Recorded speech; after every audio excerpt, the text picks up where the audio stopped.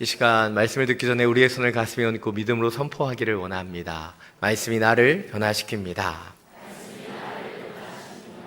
아멘.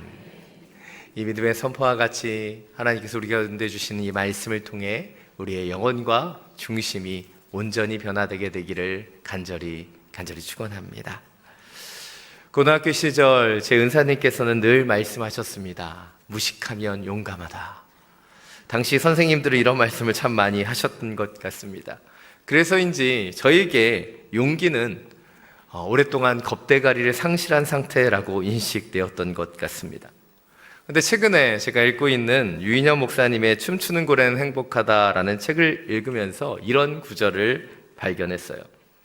용기란 겁이 없는 상태가 아니라 두려움을 안고 있지만 올바른 선택을 내리고 행동하는 것이다. 용기란 두려움이 없는 것이 아니라 올바른 선택을 위해 그 두려움을 이겨낼 수 있는 것이 용기라는 것이죠. 마치 겁 없는 아이는 뜨거운 주전자인지도 모르고 만지다가 화상을 입습니다. 겁이 없는 아이는 높은 곳으로 뛰어내리다 다리를 다치죠. 오히려 겁이 없다는 것은 무모해서 사고를 칠 확률이 높다는 것입니다. 그러나 반대로 용기를 가진다는 것, 그것은 겁도 있고 두려움도 있지만 올바른 것을 향하여 나아갈 수 있는 힘이 용기다라고 말하고 있는 것이죠. 오늘은 종려 주일입니다. 그리고 오늘 이 주일 우리는 예수 그리스도께서 예루살렘에 입성하시는 장면을 함께 묵상하게 됩니다.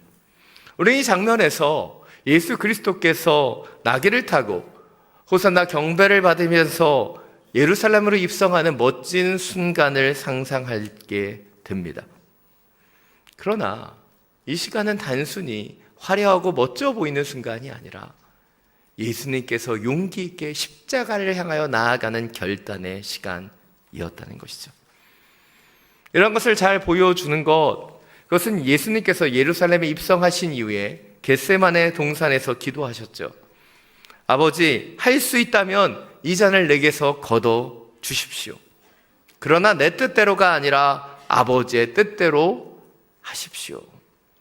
할 수 있다면 이라는 이 기도의 표현과 같이 예수님도 두려우셨어요. 인간적인 면모로 그분은 두려우셨지만 아버지의 뜻, 그 올바른 일을 위해서 용기 내어 나아가신 것이 바로 이 예루살렘 행이었고 십자가의 그 헌신이었다는 것이죠. 오늘 말씀을 준비하면서 이런 생각을 해보았습니다. 과연 예수님의 입장에서 이 예루살렘 입성은 어떤 시간이었을까? 예수님에게 군중들의 환호성과 호산나 찬양은 어떻게 들려졌을까? 지금 우리의 순간에서, 우리의 관점에서 바라보는 예루살렘 입성과는 큰 차이가 있지는 않았을까 묵상해 보게 됩니다. 오늘 말씀을 다양한 각도에서 예수님의 예루살렘의 입성에 참여했던 자들의 모습을 함께 살펴보기를 원합니다. 오늘 1절부터 4절 말씀입니다. 다시 한번 함께 읽겠습니다. 그들이 예루살렘에 가까이 와서 올리브산 근처 벳바게와 베다니에 이르렀을 때 예수께서 제자 2명을 보내시며 말씀하셨습니다. 저기 보이는 마을로 들어가라. 그곳에 들어가 보면 아직 아무도 탄 적이 없는 새끼 나귀 하나가 매여 있을 것이다. 그 나귀를 풀어서 이리로 끌고 와라. 만약 누가 왜 이러느냐 물으면 주께서 필요하시니 쓰고 제자리에 갖다 놓겠다라고 하라. 그들이 가서 보니 길거리 어느 문 앞에 새끼 나귀가 매여 있었습니다. 그들이 나귀를 풀고 있는데, 오늘 본문을 보면 예수님께서 예루살렘에 가까이 오셨을 때 두 제자를 불러서 아무도 탄 적이 없는 새끼 나귀 하나를 끌고 오라고 말씀하십니다. 우리는 이 이유가 스가랴 9장 9절 말씀대로 의로우시며 구원을 베푸시는 메시아가 겸손히 새끼 나귀를 타고 오신다는 예언의 말씀을 성취하시려고 하시는 것임을 알고 있습니다. 그런데 당시 제자들은 이러한 것을 전혀 알지 못했다는 것이죠. 예수님은 공생애 동안 늘 걸어 다니셨어요. 말을 타거나 나귀를 타셨던 기록이 없습니다. 그런데 왜 예수님께서 이것을 요구하시는지 제자들은 이해할 수 없었습니다. 특별히 갑작스러운 이런 요청에 제자들이 순종하는 것은 결코 쉽지 않았을 것입니다. 왜냐하면 오늘 예수님의 요구가 조금 까탈스럽기 때문이에요. 여러분 생각해 보십시오. 그냥 나귀도 아니고 나귀 새끼입니다. 근데 나귀 새끼도 그냥 나귀 새끼가 아니죠.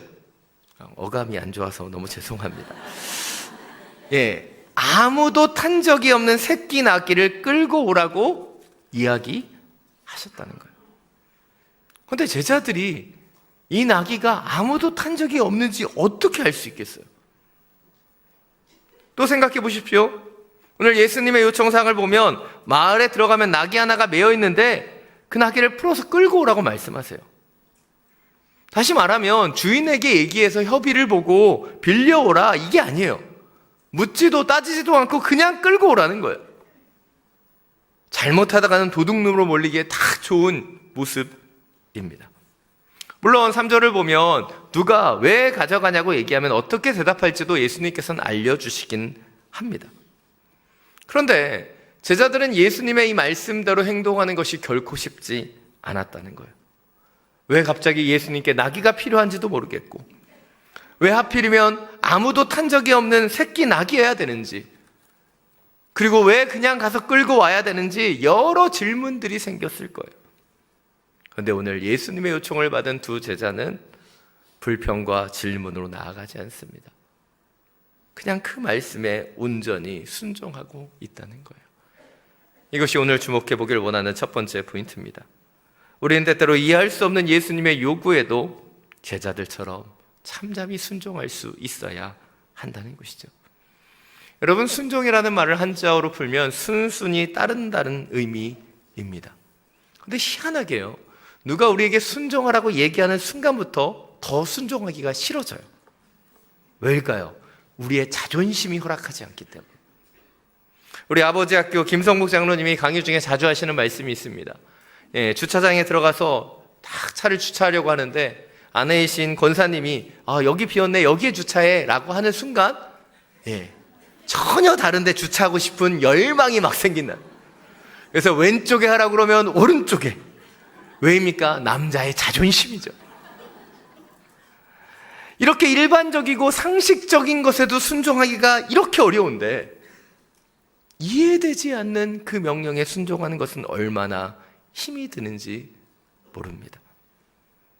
그런데 희한하게도요, 하나님은 우리의 삶을 이끌어 가시는데 우리의 이해를 구하시며 이끌어 가시는 것이 아니라 우리의 순종을 통해 그 길을 열어 가시는 것을 발견하게 된다는 거예요. 저는 제가 여러 설교를 통해서 많이 말씀드렸지만 저는 그렇게 막 호락호락하고 잘 순종하고 그런 유의 사람은 아닙니다. 따지고 묻고 이해를 구하는 시간들이 참 많았던 것 같습니다. 그래서 하나님이 저를 부르셨을 때도 저는 순종하기가 너무나 어려웠습니다. 저의 부족함을 너무나 잘 알았기 때문에. 제가 보기보다 주제 파악에 강합니다. 그래서 이해되지 않는 그 부르심에 순종하는 게 너무 어려웠어요. 그런데 벗어나려고 하면 다시 끌어오시고 그렇게 그 억지로 조금씩 순종의 감을 통해 하나님께서 저를 빚으시고 사용하시는 것을 지금까지 경험하게 됩니다. 그러나 어린 시절 저는 저에게 순종하라고 얘기하는 분들이 제일 어려웠던 것 같아요. 여전히 순종은 쉽지 않습니다. 그러나 하나님이 우리에게 그 순종을 원하신다는 것을 놓치지 않기를 원합니다. 사랑 여러분, 저는 여러분에게 억지로 순종을 강요하지 않아요. 오늘 오지피를 보고 이것들을 했으면 좋겠다고 얘기하지만 여러분에게 하나님이 주시는 마음이 있으면 그것을 하시는 거죠. 제가 하라고 해서 한다면 너무 그분들이 사랑스럽게 보일 것 같아요. 그러나 제 뜻대로가 아닌 우리가 하나님의 뜻대로 순종해야 되지 않겠습니까? 하나님이 원하시는 말씀을 향하여 하나님의 뜻대로 오늘 제자들처럼 순종할 수 있는 하나님의 사람들이 되시기를 간절히 축원합니다. 오늘 5절 6절 말씀입니다. 다시 한번 함께 읽겠습니다. 거기 서 있던 사람들이 물었습니다. 뭘 하는 것이요? 왜 나귀를 풀고 있어? 그들이 예수께서 일러주신 대로 대답하자 그 사람들이 허락해 주었습니다. 두 번째로 우리가 주목해 보기를 원하는 것은 오늘 새끼 나귀의 주인입니다. 더 정확히 얘기하면 새끼 나귀의 주인들이라고 지칭할 수 있을 것 같습니다. 왜냐하면 오늘 본문에서는 이 주인들을 사람들로 복수 명사로 지칭하고 있기 때문이죠. 오늘 본문을 보면 이 나귀 주인은 두 제자가 새끼 나귀를 풀어서 끌고 가려고 하는 장면을 보게 됩니다. 그리고 그 제자들에게 묻습니다. 뭐라는 것이요? 왜 나귀를 풀고 있어? 아주 큰일 날 뻔했죠. 눈을 뜨고 있는데 코가 베일 뻔한 이런 사건입니다. 그런데 제자들이 예수님께서 일러주신 대로 그 주인들에게 말하고 있어요. 주께서 필요하시니 쓰고 제자리에 갖다 놓겠다. 갑자기 끌고 막 자기 마음대로 가지고 가려다가 걸리니까 뭐라고 얘기하는 거예요? 예수님의 핑계를 대고 있죠. 주께서 필요하신다. 그런데 오늘 장면을 보십시오. 이 나귀의 주인은요, 어떤 요구도 더하지 않고 즉시로 허락해주고 있습니다. 이들은 나귀를 사용하기 위한 담보나 보증금을 요구하지 않아요. 물론 오늘 본문을 정확히 보시면 쓰고 다시 가져다 놓겠다라고 분명하게 얘기합니다. 근데 성경을 잘 못 보시면 나중에 나귀를 다 가져가서 예수님이 끝까지 사용하신 거라고 생각합니다. 근데 반납까지 하는 거예요. 그렇지만 아무리 그렇다고 해도 보증금도 받지 않고 담보도 없이 전혀 모르는 사람에게 굉장히 중요한 운송수단인 이 나귀를 함부로 빌려줄 수 있을까요? 아닙니다. 그런데 나귀 주인들은요, 기쁨으로 주님께서 쓰시겠다는 이 말씀에 반응하여 즉시로 허락하고 있다는 것이죠. 조금의 상상력을 좀 더해 보겠습니다. 이 나귀 주인들로 표현되고 있는 이 사람들은 어떤 사람이었을까? 오늘 보면 2절을 보면 예수님께서는 한 마을을 지칭하셨어요. 그리고 그 마을에 들어가면 아무도 탄 적이 없는 나귀가 있을 거라고 이야기하셨습니다. 이런 것으로 추정해 보았을 때 이 나귀 주인은 이미 예수님을 통해 사명이라고 하는 것을 깨달은 사람이라는 거예요. 어린 나귀를 예수님을 위해 예비하라는 그 명령을 듣고 그것을 준비해 순종해 온 사람이라고 볼 수 있는 것이죠. 오늘 본문에는 다 나타나진 않지만 이 나귀 주인은 자기의 소유인 이 새끼 나귀를 예수님의 예루살렘 입성을 위해 쓰임받도록 하기 위하여 아무도 태우지 않고 준비하며 기다려왔다고 볼 수 있는 거예요. 이것이 오늘 두 번째 포인트입니다. 우리도 오늘 본문에 나타나는 나귀의 주인들처럼 주님의 사명대로 준비되어야 되고 예수님께서 사용하시겠다고 할 때 드릴 수 있는 그런 하나님의 사람이 되어야 한다는 것이죠. 오늘 본문을 보면 이 나귀를 드린 자들의 이름이나 출신이나 어떤 것도 나타나고 있지 않습니다. 그들은 어디에도 이름이, 어디에도 출신이 드러나 있지 않지만 그들은 예수님을 위해 인색하지 않았어요. 기쁨으로 그들의 것을 드렸습니다. 주님께서 사용하기를 원하신다는 그 한마디에 그들은 즉각적이고 어떤 갈등도 없이 기쁨으로 그것을 드리는 장면을 보게 됩니다. 오늘 말씀을 묵상하면서 과연 나의 모습은 어떠한가, 우리의 모습은 어떠한가 묵상해 보게 됩니다. 누가 뭘 하자고 하고 헌신하자고 하고 순종하자고 하고 성경 공부를 하자고 하고 그런 이야기를 들을 때 우리는 수많은 생각과 갈등 속에 있지는 않습니까? 우리가 모두 하나님의 청지기이고 우리에게 주신 것이 모두 주님의 것인데도 우리는 그 안에 즉각적이고 온전한 반응보다는 갈등과 생각과 이해 타산을 따질 때가 얼마나 많이 있습니까?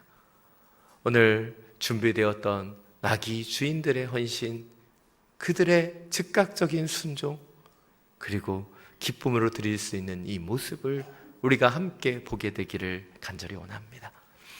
오늘 8절부터 10절 말씀입니다. 다시 한번 함께 읽겠습니다.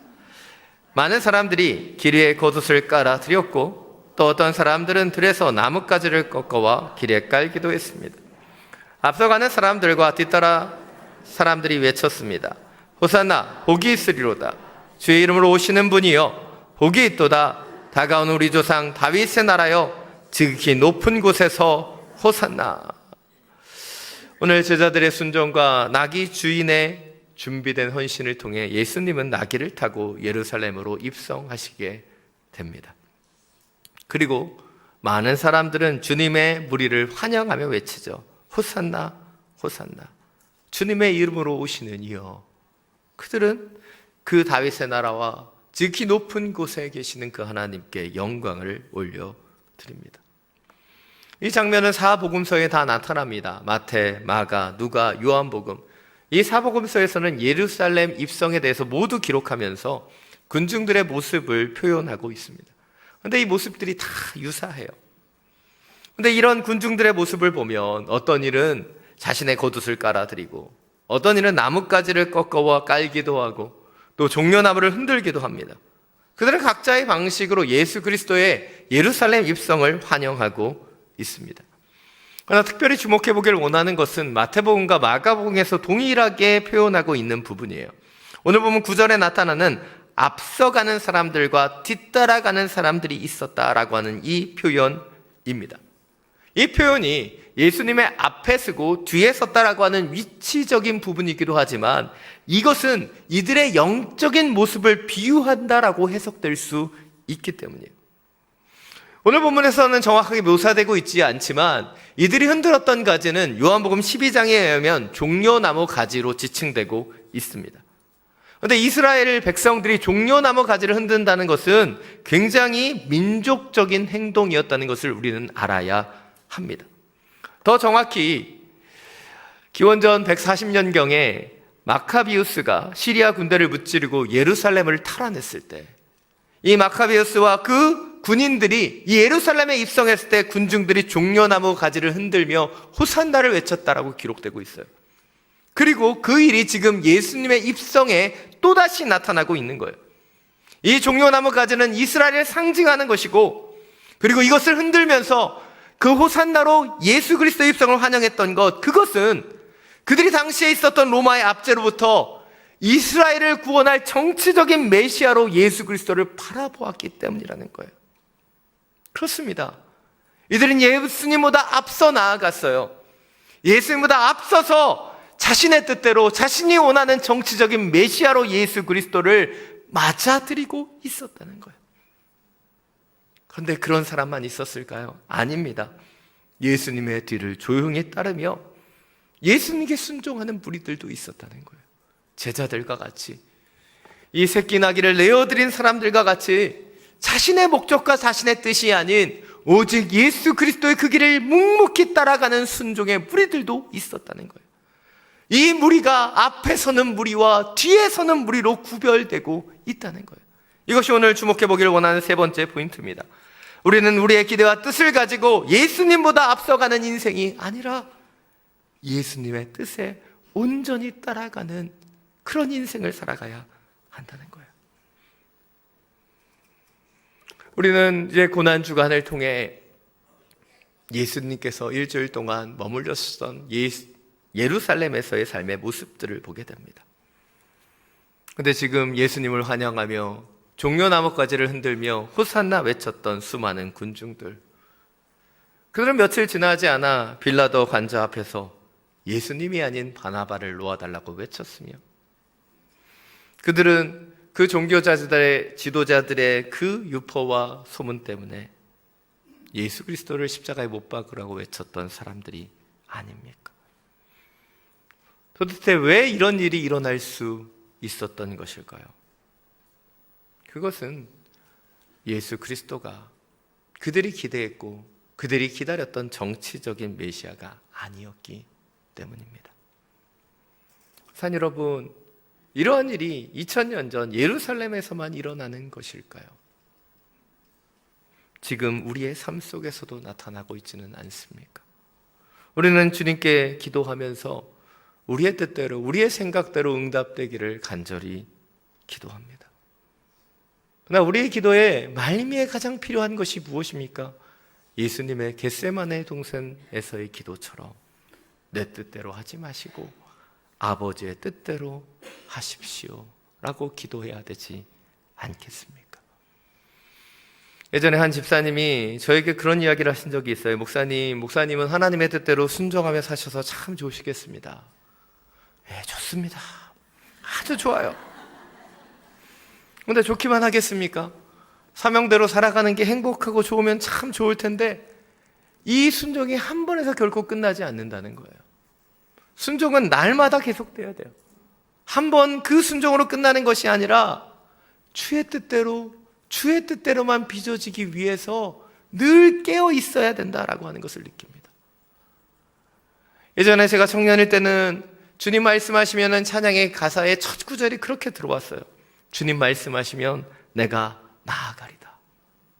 그런데 최근에 대해서 더 많이 묵상되는 것은 주님 뜻이 아니면 내가 멈춰서리다라는 고백이에요. 왜냐하면 내가 주님의 뜻보다 앞서고 내 뜻대로 주님이 따라오시기를 기도할 때가 점점 늘어난다고 생각하기 때문이에요.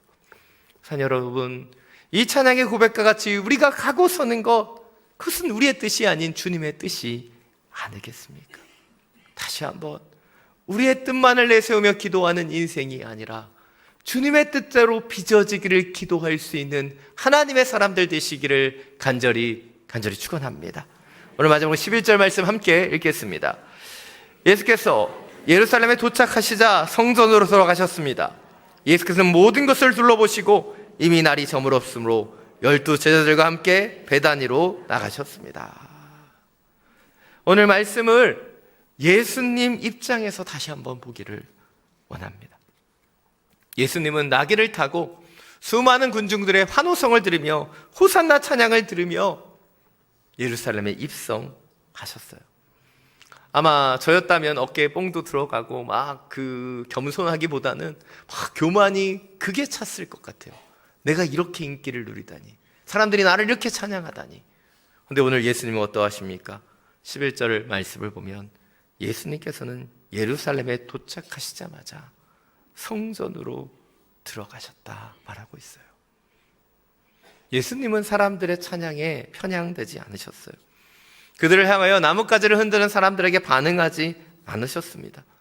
오직 예수님은 그곳에 오신 목적, 아버지의 뜻대로 순종하기 위하여 주님의 성전으로 들어가셨어요. 사람들의 환호성이나 사람들의 찬양에 귀 기울이지 않고 주님이 가셔야 되는 그 길만을 바라보고 집중하여 예루살렘 성전으로 들어가셨다는 거예요. 이것이 오늘 마지막 네 번째 포인트입니다. 우리도 예수님처럼 겸손히 본질만을 바라보고 집중할 수 있어야 한다는 거예요. 교회에서 참 많이 인용되는 구절 가운데 한 가지가 Back to the basic입니다. Back to the basic. 다시 기초로 돌아가라. 아니, 우리가 살아온 연수가 얼마고 우리의 신앙생활의 경험이 얼마인데 왜 다시 기초로 돌아가야 되는가? 왜일까요? 우리가 자꾸 본질을 잃어버리기 때문은 아닐까요? 사랑 여러분, 주님께서 우리 가운데 원하시는 것은 자기를 깨끗하게 하는 그릇이죠. 그런데 우리는 자기를 깨끗하게 만들어서 주님이 사용하시기에 좋은 그릇이 되기보다는 내 뜻대로, 내 생각대로 내가 금그릇이 되고, 아니 은그릇이라도 되려고 주 앞에 간구하며 기도하지는 않나 생각해 보게 됩니다. 때때로는 기도하면서 우리는 주님께 화를 내요. 내가 이렇게 열심히 기도하고 있는데 왜 주님 안 도와주냐고. 주님보다 먼저 가면서 우리는 뒤돌아보며 예수님께 소리치는지도 모릅니다. 주님 안 오고 뭐 하십니까? 빨리 오셔야지요. 우리도 모른 채 주님보다 앞에 위치해 주님께 많은 것을 요구하고 있지는 않습니까? 주님의 뜻대로 지어져야 되고 주님의 뜻대로 따라가야 되는데 주님보다 앞에 서서 주님께 따라오라고 얘기하고 있지는 않습니까?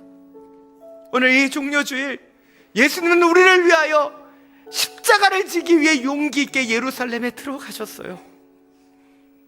근데 우리는 예루살렘 입성을 바라보면서도 여전히 화려한 입성과 호산나 찬양에만 집중하고 있지는 않습니까?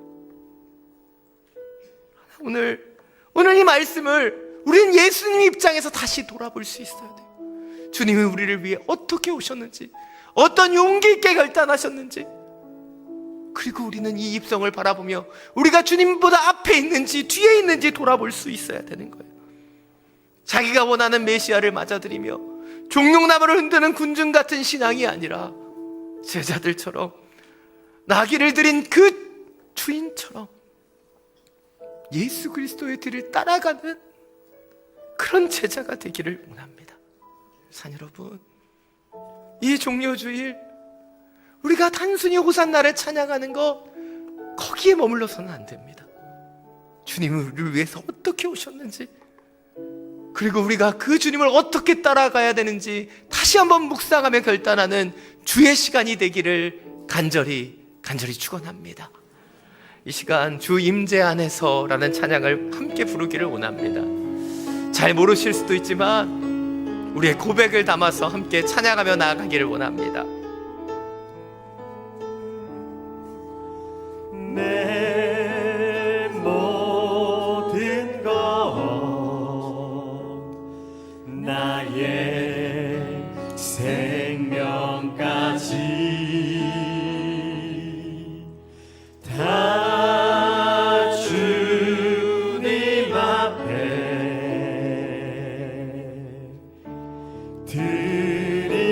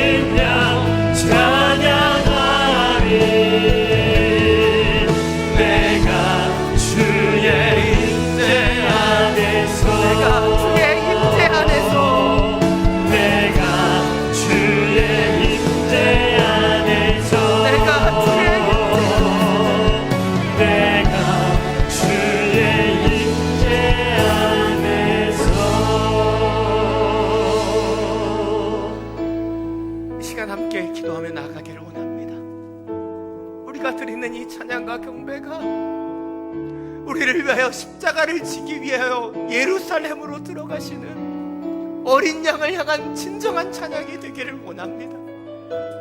주님께서 우리를 위하여 용기 있게 그 십자가를 지러 예루살렘에 오셨는데 우리는 우리의 뜻대로 종려 가지를 흔들며 우리의 소망을 가지고 산다를 외치고 있지는 않습니까?